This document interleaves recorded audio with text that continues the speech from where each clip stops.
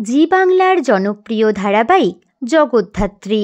বেশ কিছুদিন ধরে শোনা যাচ্ছিল জগদ্ধাত্রীর মেয়ে দুর্গা চরিত্রে অভিনয় করবেন ভানুমতির খেল ধারাবাহিকের নায়িকা শ্রেয়াশ্রী দাস, আর নায়িকাও নাকি পাল্টে যাবে।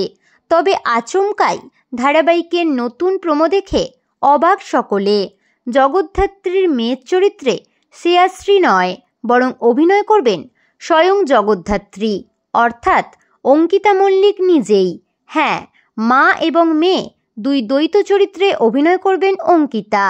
ধারাবাহিকের নতুন প্রোমোতে 18 বছরের লিপ নিয়েছে গল্প। বড় হয়ে গেছে জগদ্ধাত্রীর মেয়ে দুর্গা।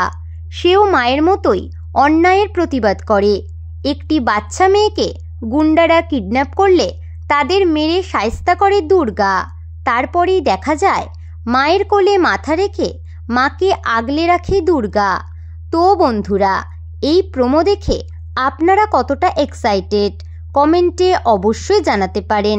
বিনোদন জগতের এরকমই নতুন আপডেট পেতে আমাদের চ্যানেল টলিটাউনকে সাবস্ক্রাইব করে পাশে থাকা বেল আইকনে ক্লিক করতে ভুলবেন না।